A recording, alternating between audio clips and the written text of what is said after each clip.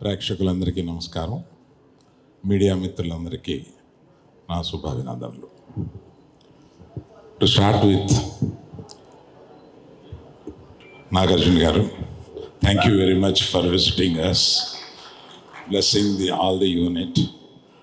మీరు ఎంత ఆనందపడతారో మనం ఏమేమి మాట్లాడుకున్నామో నా దృష్టిలో ఉన్నాయి.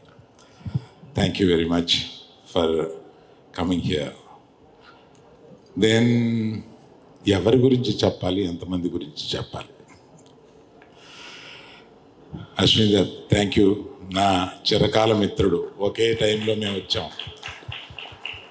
మీరు కూడా వచ్చి, అంటే మీరు మాట్లాడనన్నారో ఏమో నాకు తెలియదు కదా, మీరు కూడా వచ్చి 2 మాటలు మాట్లాడిన తర్వాత నేను కంటిన్యూ చేస్తాను. మాట్లాడనని చెప్పారా? అర్థమైంది.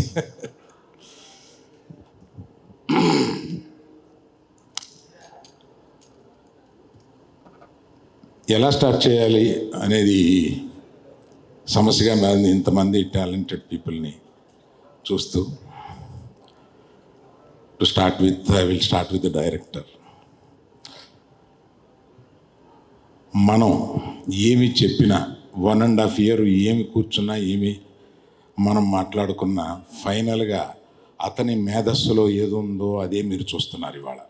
He is the biggest candle for all the members. అతను ఏమనుకుంటే అది చూపించారు. ఒక ప్రేమ కథని ఒక డిఫరెంట్ బ్యాక్గ్రౌండ్ తోటి కలిపి దాన్ని మిక్స్ చేసి, ఏది 2 దేశాల్లో ఉన్నా కూడా అది ఏది విడిపోకుండా పక్కపక్కనే జరుగుతున్న ప్రేమ కథలాగా దాన్ని స్క్రీన్ ప్లే వ్యూ చేయడం అంటే అది నార్మల్ కాదు. You have done an excellent screenplay job in this. You are a great writer. Other than the direction, you are a very good writer. డైరెక్టర్లో ఉండే ఆ అడ్వాంటేజ్ని మీరు ఫుల్గా ఈ సినిమాకు ఉపయోగించి మాకు బ్రహ్మాండమైన ఇది మామూలు సినిమాను మా గీతార్ట్స్లో కలకాలం నిలిచిపోయే one of the best films కింద తీసుకుంటాం. Thank you very much sir. Before I talk about my beloved hero, let me, Sai Pallavi, అన్యాయం నువ్వు రాకపోవడం, నువ్వు ఇవాళ ఇక్కడ ఉండాలి. సో నీ గురించి ఏం చెప్పం, ఆంధ్రదేశం అంతా ఇవాళ నీ గురించి మాట్లాడుకుంటున్నారు.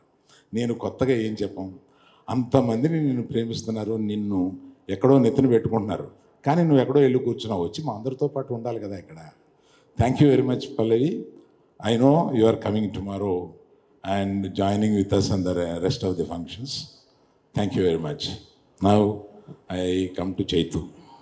నేను రిలీజ్కి ముందు, అంటే ఇది సాహసం అవుద్ది, ఆ సాహసం ఏం చేశానంటే, అంటే అతని పెర్ఫార్మెన్స్ ఎడిటింగ్ రూమ్లో చూసి ఎక్సైట్ అయ్యి, నేను రిలీజ్కి ముందు ఒక ఫంక్షన్లో, ఐ థింక్ బాంబేలో అనుకుంటా, ఇంతవరకు చైతు చేసిన జర్నీ ఒక ఎత్తు, ఇక్కడ నుంచి జర్నీ చేయబోతున్నది ఒక ఎత్తు, ఇది గుర్తుపెట్టుకోండి అని నేను అది రిలీజ్కి ముందు మాట్లాడడం ఒక సాహసమే, కానీ ఒక నమ్మకంతో అతను చేసిన ఆ పర్ఫార్మెన్స్ చూసి ఇంప్రెస్ అయ్యి, అంటే జనరల్గా సాయి పల్లవి ఇలా అంటే ఏడిపించగలదు, కానీ ఒక హీరో ఏడిపించడం అంటే మాటలు కాదు.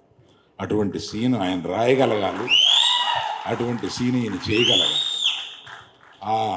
నాకు ఎడిటింగ్ రూమ్లోనే తను ఆ ఇన్విటేషన్ కార్డు, తనకి కాబోయే భార్య కాకుండా ఇంకొకళ్ళు చేసుకుంటున్న ఇన్విటేషన్ కార్డుని చూస్తూ అతను లెగిసి ఒక 5 నిమిషాల పాటు పర్ఫార్మెన్స్ చేసి చించేశాడు. That is peak of his performance ఆ సినిమాలో. అది చూసి అబ్బో చైతు, మనం ఏదో అనుకున్నాం కానీ ఏదో చేశాడు అన్న ఫీలింగ్ వచ్చింది. Thank you Chaitu for making such a great effort. ఎందుకంటే మేము కూర్చొని మాట్లాడుకున్న దాంట్లో ఈ సినిమా ముగిసే వరకు ఇంకో సినిమా ఎప్పుడుంది ఎక్కడుంది అని కూడా నేను ఆలోచించను. ఎందుకంటే మేము రిక్వెస్ట్ చేసాం, ఇది 1 సంవత్సరం పట్టొచ్చు, పైన పట్టొచ్చు. దీనికి అటువంటి ట్రాన్స్ఫర్మేషన్ మీకు కావాలి కనుక టైం పట్టొచ్చు, తీయడానికి టైం పట్టచ్చు. మనం చూసుకుని తీస్తూ ఈ సినిమాని గొప్ప సినిమాగా చేద్దాం అన్నప్పుడు ఆయన మాకు ఇచ్చిన హామీ ఏంటంటే ఈ సినిమా అయ్యే వరకు నేను ఇంకో సినిమా గురించి ఆలోచించను, మిమ్మల్ని అడగను, do it yourself. So those things are great things. I still remember that day when I sat with you. Thank you very much for that assurance. And thank you for one more thing. ఇవాళ మీ భార్యని ఇక్కడికి తీసుకురావడం మాకు మహదానందం అయింది. మొట్టమొదటిసారిగా మీరు ఒక పబ్లిక్ ఫంక్షన్కి తీసుకురావడానికి మా గీతాడ్సు తండేలు ప్లాట్ఫామ్ మీద మీరు మీ భార్యని ఫస్ట్ టైం తీసుకొచ్చినందుకు చాలా సంతోషం. వెల్కమ్ యూ అమ్మా, మా హీరో బుజ్జి తల్లి.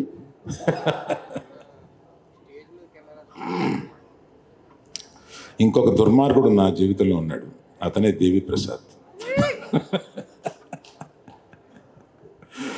నా స్నేహితుడి కొడుకు, నాకు ఇంత వయసు నుంచి తెలిసినవాడు. అతను మొట్టమొదట మ్యూజిక్ చేసేసి ఒక క్యాసెట్ తీసుకొచ్చి నాకు వినిపిస్తే నేను ఎక్సైట్ అయ్యి, మ్యూజిక్ కంపెనీ పేరేంటి, మ్యాగ్నా సౌండ్. ఆ మ్యాగ్నా సౌండ్ కంపెనీ వాళ్ళకి నేను ఇది వినిపించి, ఇతను ఒక పెద్ద మ్యూజిక్ డైరెక్టర్ అయిపోతాడు, మీరు మిస్ అయిపోతారు, ఇది మీరు పబ్లిష్ చేయండి దీన్ని అని చెప్పి, ఇతను అప్పటికి మ్యూజిక్ డైరెక్టర్ కాలేదు. అప్పటి నుంచి తిరిగి మొన్న మా సంభాషణ ఒకటి మీకు చెప్పాలి. దేవి, నేను ఫోన్ చేశాను, అంటే మేము రాత్రులు 2ంటికి ఇట్లా ఉంటుందన్నమాట. ఫోన్ చేసి, నువ్వు పాటలు చాలా బాగున్నాయి, ఇది ఎడిట్ లాస్ట్ 1 monthలో, పాటలు చాలా బాగున్నాయి, మ్యూజికల్ అంటున్నావు, లవ్ స్టోరీ అంటున్నావు, లవ్ స్టోరీలోకి మ్యూజిక్ మెర్జ్ అయిందా అని నాకు డౌట్ వచ్చింది అన్నా. అంటే భలే డౌట్, చాలా కరెక్ట్ డౌట్ అన్నాడు. అదేంటది అంటే, నేను మనకున్న మ్యూజిక్లో హిట్ అయిన సాంగ్స్లో తీసుకొని నేను బ్యాక్గ్రౌండ్ స్కోర్లో దాన్ని ఎలా మెర్జ్ చేసి I will stitch it the cinema, please see it అని అన్నాడు. అది కొన్ని సినిమాల్లో చేశాడు, అది నాకు గుర్తుంది, కానీ ఈ సినిమాలో ఎలా చేస్తాడని ఒక యాంగ్జైటీలో అడిగాను.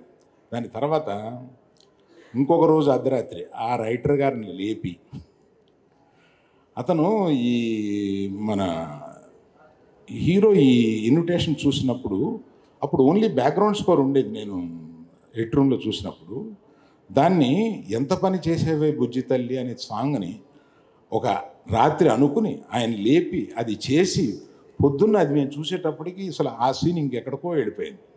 అటువంటి సినిమాని అంత ప్రేమిస్తూ దాన్ని ఎన్ని రాత్రుళ్ళు ఈ సినిమా గురించి అలా కూర్చుని దాని బ్యాక్గ్రౌండ్ స్కోర్ గురించి మళ్ళీ ఎడిటింగ్, మళ్ళీ మేము మిక్సింగ్ కూడా అక్కడ పెట్టాం. అక్కడి నుంచి మిక్సింగ్ థియేటర్కి వచ్చేసేసి ఒక సినిమాకి ప్రాణం ఇస్తాడనమాట. అందువల్లే ఇంత చిన్న వయసులో అంత గొప్పడయ్యాడు. మొన్నే ఈ మధ్య తమిళనాడులో నేను, ఎప్పుడురా ఇతని వర్షం నీ పడినే ఇరికే 25 సంవత్సరాలు ఎలా రా బాబు నీకు ఇంత మంచి మ్యూజిక్ ఇచ్చుకుంటూనే వస్తున్నావు అని అడిగాను నేను. అలాగే చాలామంది